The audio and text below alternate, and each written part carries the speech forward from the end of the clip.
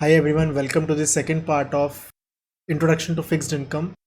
तो first part अगर आपने नहीं देखा तो make sure you watch the first part and then continue with this part. तो यहाँ तक हमने फर्स्ट पार्ट में कंप्लीट कर दिया था। अब हम एक नए कॉन्सेप्ट की तरफ बढ़ते हैं कि लेट्स से एक इन्वेस्टर है जिसने बॉन्ड सी को परचेज किया। देखिए बॉन्ड सी की आज प्राइस कितना था, दैट इज 950। किसी ने ये बॉन्ड 950 में बाय कर लिया एंड लेटर ऑन क्या हुआ, and sold after 1 year at 970 rupees. लेकिन आप एक बात देखिए, आफ्टर 1 ईयर ये बॉन्ड कितने का होना चाहिए, 965 का, लेकिन उस पर्सन ने बॉन्ड को कितने में सेल किया, 970 में। ऑलमोस्ट 5 रुपीज़ एक्स्ट्रा में सेल किया। That extra 5 rupees is known as capital gain. अब बात समझ गए मेरी बात। देखिए यहाँ पे कैपिटल गेन हम ये नहीं देखेंगे कि 970 में बेचा और 950, this 20 rupees is not capital gain. Capital gain is actually what should be the price से आप कितना एक्स्ट्रा बेच रहे हो। एक साल बाद बॉन्ड का प्राइस शुड बी इज 965, उसके एक साल बाद बॉन्ड का शुड बी प्राइस इज 981। देखिए ना, डिस्काउंट बॉन्ड ऊपर ऊपर जाते जाते पार की तरफ जाता है, राइट। आगे बढ़ते हैं। So capital gain is calculated as the difference of selling price and pull to par price. तो पुल टू पार प्राइस से एक्स्ट्रा कितना सेल किया, that is known as capital gain, and अगर नीचे सेल किया that is a capital loss. कुछ theorems हैं जो कि पता होने चाहिए। जितना लो वाईटीएम होगा उतनी हाई वॉलेटिलिटी होगी। एक 1% वाईटीएम है, 1 का 2 हो जाए डबल, 100% चेंज, वेरी वॉलेटाइल। एक 10% वॉलेटिलिटी है और 11% हो गया, 10% चेंज, लो वॉलेटिलिटी। इसका मतलब जितना कम वाईटीएम होगा, कम वाईटीएम में ज़्यादा वॉलेटिलिटी होगी, हाई वाईटीएम में लो वॉलेटिलिटी होगी। There is an inverse relation.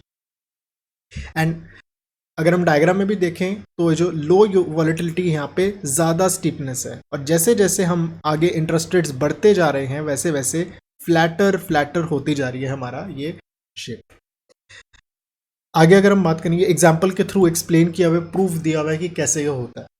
Theorem 2 कहता है कि लॉन्ग टर्म बॉन्ड ज़्यादा वॉलेटाइल होते हैं। रीज़न बताता हूँ। Something raise to the power 5 और something raise to the power 10, कौन सा ज़्यादा वॉलेटाइल होगा, raise to the power 10। So that's why long term bonds को जब पुल करते हैं तो वो ज़्यादा वॉलेटाइल होते हैं। उनमें अगर इंटरेस्ट रेट चेंज होगा छोटा सा भी तो उसके प्राइसेस बहुत ज़्यादा फ्लक्चुएट करेंगे। Let's move theorem 3। ऊपर के जो 2 थ्योरम थे ऑटोमेटिकली आ जाता है, इंट्यूशन आ जाती है, लेकिन इसकी थोड़ी सी इंट्यूशन आने में इशू रहता है। That is lower coupon bonds are more volatile than higher coupon bonds. एक बॉन्ड है, वो कूपन देता ही नहीं। अब लो कूपन की जगह नो कूपन, 1 मिनट के लिए समझ रहा हूँ। एक बॉन्ड है जो 5 साल बाद आपको पैसे देगा, 5 साल बाद एक कैश फ्लो महीना, रेज टू द पावर 5 वाला। अब इंटरेस्ट रेट चेंज करूंगा मैं, सिर्फ लास्ट वाले का जो कैश फ्लो होगा वो इफेक्ट होगा, और वही पूरे बॉन्ड को, एक ही कैश फ्लो पूरे बॉन्ड को मूव करा रहा है। एंड अगर बात करें कूपन बेयरिंग बॉन्ड का, जिसमें अच्छे खासे कूपन मिलते हैं, तो यहाँ पे 5 कैश फ्लोज हैं। 5 cash flows are actually, let's say these 5 cash flows are actually influencing the price. एक तरह से स्ट्रिंग्स अटैच्ड है।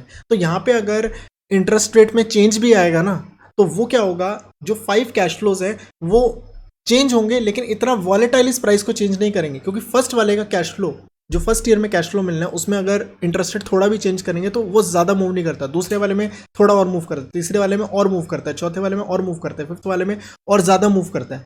एक फिफ्थ है जो स्टैंड अलोन फिफ्थ है, दैट इज एक जीरो कूपन बॉन्ड है, उसमें पूरा बहुत ज़्यादा वॉलेटिलिटी होगी। लेकिन जब 5 है तो उसमें वॉलेटिलिटी का इफेक्ट थोड़ा सा कम हो जाता है। ऑल्दो इंट्यूशन वाइज थोड़ा सा मुश्किल होगा, maths wise this can be proved, but what we have to remember is the intuition whatever happens, कि जिसका कम कूपन होगा वो ज़्यादा वॉलेटाइल होगा, क्योंकि इसमें लास्ट वाला कैश फ्लो सब कुछ हिला देगा।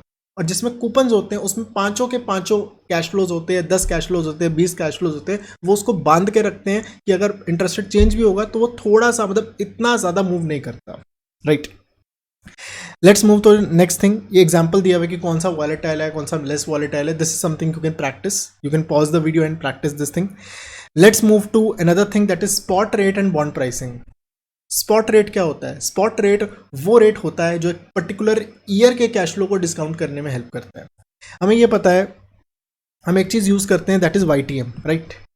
वाईटीएम एक्चुअली क्या होता है, इन स्पॉट रेट्स का एक कॉम्प्लेक्स एवरेज होता है, लेकिन एक्चुअल में वाईटीएम होता नहीं है कुछ। अगर आप मार्केट में जाएंगे कि इतना वाईटीएम पे मुझे इन्वेस्ट करना है, तो आपको कोई चीज़ नहीं मिलेगी। लेकिन अगर आप ये बोलेंगे कि मुझे इस बॉन्ड में इन्वेस्ट करना है तो उसका वाईटीएम इतना आपको बॉन्ड मिलेगा। कोई वाईटीएम की कोई ट्रेडिंग नहीं होती, ट्रेड जो हो रहा होता है वो स्पॉट रेट्स हो रहे होते हैं, एंड स्पॉट रेट्स का एक कॉम्प्लेक्स एवरेज बनता है और उसे हम वाईटीएम कहते हैं। अभी थोड़ा लग रहा होगा ये क्या बात बोल रहे हैं, बट इसको मैं एग्जाम्पल के थ्रू समझाता हूँ तो समझ आ जाएगा। एक बॉन्ड है ए जिसकी 1 साल की मेच्योरिटी और 0 कूपन बॉन्ड है, मतलब उसके पास एक ही कैश फ्लो आना है 960। अब इस 960 को आज मैं पीवी कर रहा हूँ, 960 के मैं आज पीवी कर रहा हूँ, तो उसके लिए जो रेट लगेगा दैट्स नोन एज S1। एक बॉन्ड बी है जो 0 कूपन बॉन्ड है जिसमें कोई कैश फ्लोज नहीं है, उसका सेकंड वो 2 साल का बॉन्ड है, तो 2 साल पीछे मुझे रेट अगर डालना है तो उसका रेट है 4.83, लेट्स से 4.83। तो मैं क्या करूंगा, 910 divided by 1.0483 raise to the power 2। Rate हमेशा एनुअल होता है, तो इसको 2 साल पीछे लाना है तो रेज टू द पावर 2, 3 साल पीछे लाना है raise to the power 3 and 4 and 5 what. तो इसे कहते हैं S1, spot rate of first year, spot rate of second year, spot rate of third year, spot rate of fourth year. Spot rate बताता क्या है, स्पॉट रेट ये बताता है कि आपका क्या रेट है जिससे हम सिंगल कैश फ्लो को जो एक सिंगल टाइम में बैठा है उसको किस रेट से पुल करें, that is spot rate. Everybody is clear with this thing. अब एक कूपन बेयरिंग बॉन्ड है, उसमें क्या करेंगे, जो फर्स्ट कूपन मिलना है, let's say coupon bearing bond है जिसमें 5 कैश फ्लोज आने हैं, तो फर्स्ट कैश फ्लो को फर्स्ट स्पॉट रेट से डिस्काउंट करेंगे, सेकंड कैश फ्लो को सेकंड स्पॉट रेट से डिस्काउंट करेंगे, लेट्स से 3%, 4%, 5%, 6%। तो लेट्स से कूपन है 10, तो 10 को 3% से डिस्काउंट करेंगे, 10 डिवाइडेड बाय 1.03, फिर 10 divided by 1.04 square, 10 divided by 1.05 square, मतलब जो कैश फ्लो जहां खड़ा है रेलेवेंट स्पॉट रेट से उसे डिस्काउंट करते हैं, and 110 that is 10 plus 100 coupon plus principal divided by 1.06 to the power 4। अब जो आएगा that is known as price. अब इस प्राइस को मैं डालूंगा अपने कैलकुलेटर में पीवी में, 100 FV कितना पेमेंट कितना था interest, I mean the coupon 10, तो 10 PMT CPT I/Y। अब ये जो I/Y आया है ना, this is known as YTM। तो देखा आपने कैसे कि स्पॉट रेट से डिस्काउंट कर करके मैंने प्राइस निकाला, उस प्राइस से मैंने I/Y दैट इज YTM निकाला। तो that's the whole thing which you need to take care कि how this whole thing works. Just a second, yes, तो this is how the whole thing is done. Let's say ये अलग अलग coupon दिए हुए हैं कि 1 2 3 4 5, this is coupon, this is the principal. इसको एक साथ भी कर सकते हैं, मतलब डिस्काउंट जिस तरीके से मैंने अभी बताया वैसे भी कर सकते हैं, अलग अलग भी कर सकते हैं। एंड डिपेंडिंग, लेट्स से मैंने देखा कि C स्ट्रिप और P स्ट्रिप में डिफरेंस है, मतलब कि मैंने अलग अलग, होता क्या है, 2 तरह की मार्केट्स होती हैं। एक होती है जहाँ पे ये C स्ट्रिप और P स्ट्रिप, मतलब कूपन आपको इस बॉन्ड के 2 साल बाद वाला कूपन खरीदना है, इस बॉन्ड के 3 साल बाद वाला कूपन खरीदना है। आप इनको अलग अलग भी बाय कर सकते हो, या फिर इनका मिला हुआ एक कूपन बेयरिंग बॉन्ड भी बाय कर सकते हो।